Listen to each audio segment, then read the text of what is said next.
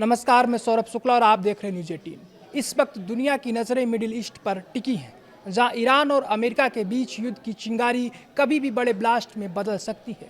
लेकिन क्या आप जानते हैं कि ईरान की इस पूरी सैन्य रणनीति के पीछे अमेरिका और इजराइल को सीधी चुनौती देने वाला असली चेहरा कौन है?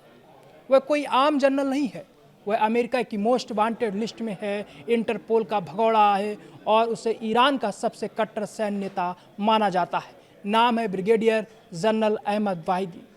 28 फरवरी को अमेरिकी और इजरायली हमले में पुराने कमांडर मोहम्मद पकबोर की मौत के बाद वाहिदी ने ईरान की सबसे ताकतवर सेना IRGC यानी इस्लामिक रिवोल्यूशनरी गार्ड कॉर्प्स की कमान संभाल ली है। और यहीं से शुरू हुआ है ईरान और अमेरिका के बीच सीधे टकराव का एक नया अध्याय। अहमद वाहिदी ये वो नाम है जिससे अमेरिका से लेकर इजराइल तक थर्राते हैं। वाहिदी आज का खिलाड़ी नहीं है। साल 1994 में अर्जेंटीना की राजधानी ब्यूनस आयर्स का एक यहूदी कम्युनिटी सेंटर एक जोरदार धमाके से दहल उठा था। इस आत्मघाती हमले में 85 बेगुनाह लोगों की जान चली गई थी। इंटरपोल आज भी इस धमाके के मास्टरमाइंड के तौर पर अहमद वाहिदी को तलाश रहा है। इतना ही नहीं, ईरान के भीतर जब भी सरकार के खिलाफ आवाज़ें उठीं, वाहिदी ने उन्हें बेरहमी से कुचल दिया। साल 2022 में महसा अमीनी की मौत के बाद जब ईरान की महिलाएं और युवा सड़कों पर उतरे तो वाहिदी ने प्रदर्शनकारियों को सरेआम धमकी दी। नतीजा, अमेरिका ने उन पर सख्त से सख्त प्रतिबंध लगा दिए। लेकिन वाहिदी ना तो अमेरिका से डरा और ना ही इंटरपोल से। वाहिदी को करीब से जानने वाले डिफेंस एक्सपर्ट्स का मानना है कि वह अमेरिका के साथ किसी भी तरह के समझौते यानी कंप्रोमाइज़ के सख्त खिलाफ हैं। इंटरनेशनल क्राइसिस ग्रुप के अली वाइस कहते हैं कि भले ही ईरान में फैसले मिलकर लिए जाते हैं, लेकिन आज के दौर में वाहिदी की राय पत्थर की लकीर बन चुकी है।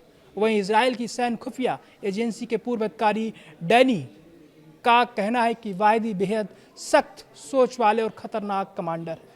अगर अमेरिका ने दोबारा ईरान पर आंख उठाने की कोशिश की तो वाहिदी जवाबी युद्ध के लिए पूरी तरह तैयार बैठे। इस युद्ध के शुरू होते ही वाहिदी ने अपनी चाल चल दी है।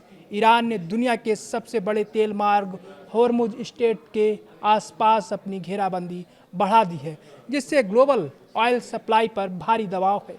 अमेरिकी राष्ट्रपति डोनाल्ड ट्रंप ने साफ शब्दों में चेतावनी दी है कि अगर ईरान समझौते की मेज पर नहीं आया तो अमेरिका फिर से बड़ा हमला कर सकता है।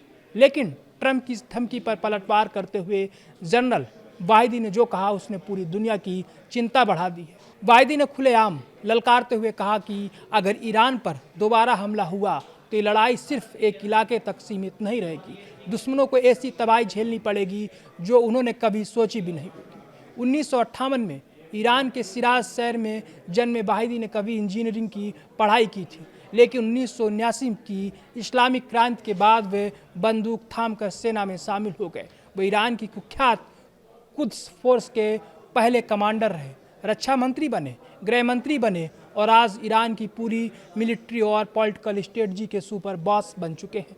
साफ है, अहमद वाहिदी के हाथों में कमान होने का मतलब है कि ईरान झुकने वाला नहीं है। क्या ट्रंप की चेतावनी और वाहिदी की हुंकार दुनिया को तीसरे विश्व युद्ध की तरफ धकेल देगी?